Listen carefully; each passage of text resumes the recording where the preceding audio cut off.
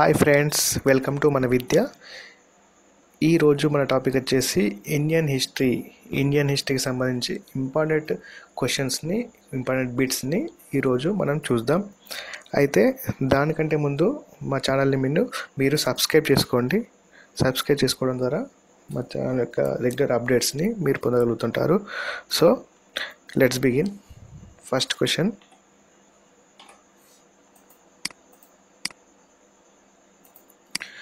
First question, 1828లో బ్రహ్మ సమాజాన్ని స్థాపించింది ఎవరు?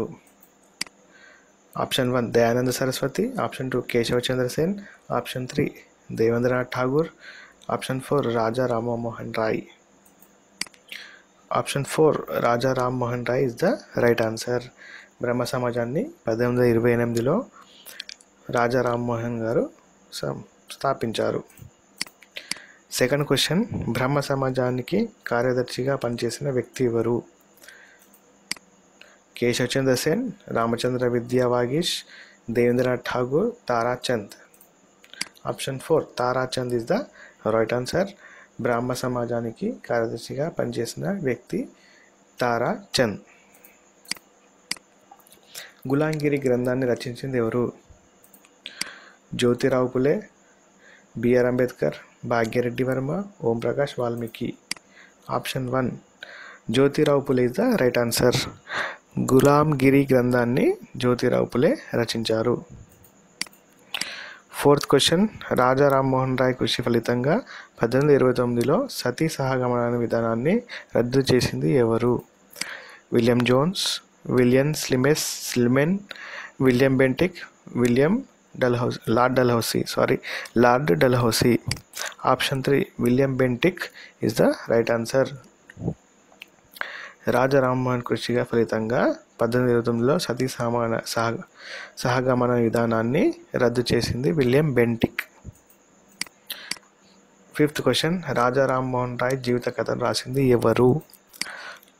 Option 1 Sophia Dobson Collet, option 2 Henry Derozio, option 3 Tarachand, option 4 William Digby.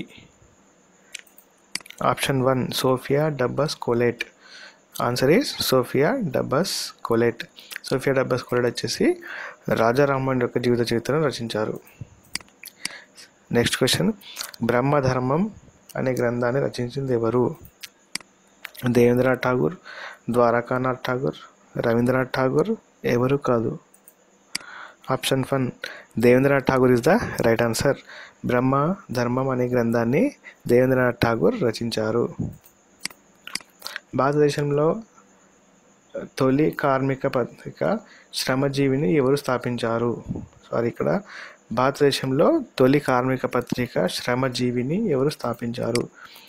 Babu Sasipada Banerjee, Keshavchandra Sen, Atmaram Pandurang, Ishwarchandra Vidyasagar. Babu Shivapada Banerjee is the right answer. ఇక్కడ శ్రమజీవి అనే కార్మిక పత్రికని దేశంలో మొట్టమొదటిసారిగా బాబు శశిపాద బెనర్జీ స్థాపించారు. ఎయిత్ క్వశ్చన్, ఈశ్వరచంద్ర విద్యాసాగర్ కృషి ఫలితంగా చేసిన చట్టం ఏంటి? సతీ రద్దు చట్టం, బాల్య వివాహాల రద్దు చట్టం, నరబలి రద్దు చట్టం, వితంతు పునర్వివాహ చట్టం. ఆప్షన్ 4 వితంతు పునర్వివాహ చట్టం. ఈశ్వరచంద్ర విద్యాసాగర్ గారు వితంతు పునర్వివాహ చట్టం గురించి ఎంతో కృషి చేశారు. సో దాని ఫలితంగా ఈ చట్టాన్ని అమల్లోకి తీసుకురావడం జరిగింది. నైన్త్ క్వశ్చన్, భారతదేశంలో తొలి వితంతు పునర్వివాహం 1856లో ఏ నగరంలో జరిగింది? Rajahmundry, Kakinada, Calcutta, Bombay. Option 3 Calcutta is the right answer. తొలి వితంతు పునర్వివాహ కలకత్తాలో 1856లో జరిగింది. Next question, Deccan educational society స్థాపించింది ఎవరు? Atmaram Pandurang, MG Ranade, RG Bhandarkar, Pandit Ramabai. Option 4 Pandita Ramabai is the right answer. Next question, Sulabh Samachar అనే పత్రికను నడిపించింది ఎవరు? బాబు శివపాద బెనర్జీ, కేశవచంద్ర సేన్, దేవేంద్రనాథ్ ఠాగూర్, ఎవరు కాదు. Option 2 Keshavchandra Sen is the right answer. Next question, వితంతు వివేకం, బెంగాల్ చరిత్ర లాంటి గ్రంథాలను రచించింది ఎవరు? Ishwarchandra Vidyasagar, Raja Rammohan Roy, Keshavchandra Sen, Sasipada Banerjee. Option 1 Ishwarchandra Vidyasagar is the right answer. వితంతు వివేకము, బెంగాల్ చరిత్ర అనే గ్రంథాలని ఈశ్వర్చంద్ర విద్యాసాగర్ గారు రచించారు. 13th క్వశ్చన్, దేవదాసి వ్యవస్థ నిర్మూలనకు కృషి చేసింది ఎవరు? కేశవచంద్ర సేన్, రఘుపతి వెంకటరత్నం నాయుడు, కందుకూరి వీరేశలింగం, సత్యమూర్తి. ఆప్షన్ 2 రఘుపతి వెంకటరత్నం నాయుడు. దేవదాసి వ్యవస్థ నిర్మూలనకు కృషి చేసింది రఘుపతి వెంకటరత్నం నాయుడు. బాగా గుర్తుపెట్టుకోండి, దేవదాసి వ్యవస్థ నిర్మూలనకు కృషి చేసింది రఘుపతి వెంకటరత్నం నాయుడు. బొంబాయిలో శారదా సదన్ను స్థాపించింది ఎవరు? Option 1 Savitribai Phule, Pandita Ramabai Saraswati, Tarabai Shinde, Unnava Lakshmi Bayamma. Option 2 Pandita Ramabai Saraswati is the right answer. లోకహితవాదిగా పేరొందిన వ్యక్తి ఎవరు? Raghupathi Venkataratnam, Raghupathi Venkayya, Kandukuri Veeresalingam, Gopal Hari Deshmukh. Option 4 Gopal Hari Deshmukh is the right answer. 16th question, వేదాలకు మరలండి అనే దాన్ని ఇచ్చిన వారు ఎవరు? Swami Vivekananda, Swami Virajananda, Swami Dayananda. Option 4 Raja Rammohan Roy. Option 3 Swami Dayananda Saraswati is the right answer. వేదాలకు మరలండి అనే దాన్ని ఇచ్చింది స్వామి దయానంద. స్వామి దయానందుడి అనంతరం ఆర్య సమాజాన్ని నడిపింది నాయకత్వం వహించింది ఎవరు? లాలా లజపతి రాయ్, లాలా హంసరాజ్, స్వామి విరజానంద, స్వామి శ్రద్ధానంద.